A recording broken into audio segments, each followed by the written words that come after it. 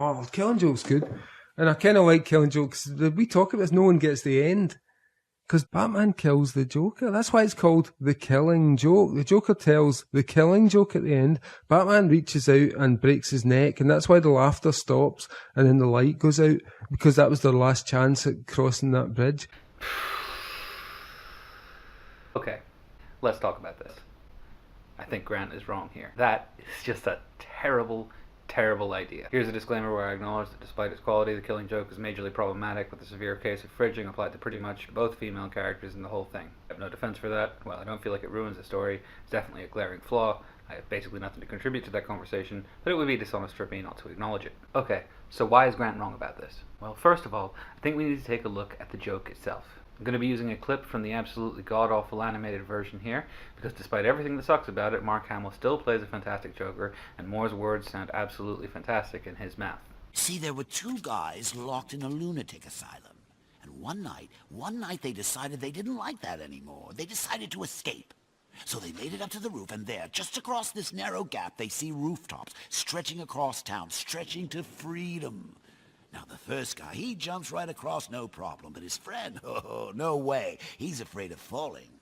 So the first guy, he has an idea. He says, hey, I got this flashlight with me. I'll shine it across the gap between the buildings, and you can walk across the beam and join me. But the second guy says, what do you think I am, crazy? You just turn it off when I'm halfway across. Oh, excuse me.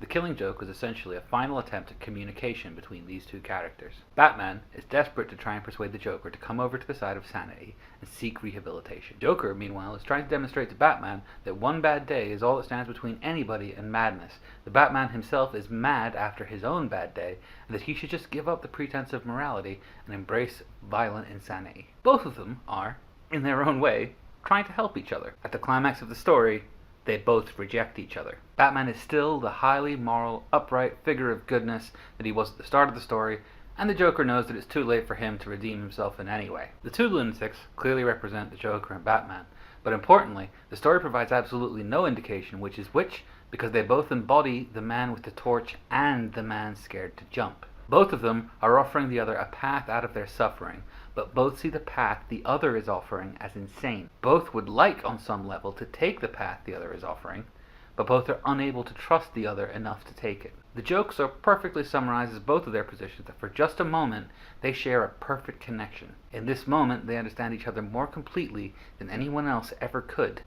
They laugh together at their mutual tragedy and their mutual understanding of each other, and below them, a beam of light is reflected in the water between their feet, and in the final panel, it turns off. So why is Grant Morrison wrong about this? On the surface, there are some design elements that seem to reinforce Grant's idea. For example, in the panel, the Joker's laugh seems to stop while the siren seems to continue. The symbolism of the light turning off could possibly represent Batman killing the Joker. Now, the sirens? That's really a matter of interpretation, but I've always thought of that as the comics equivalent of a fade out. The sirens remain after the laughter because the sirens is a louder noise.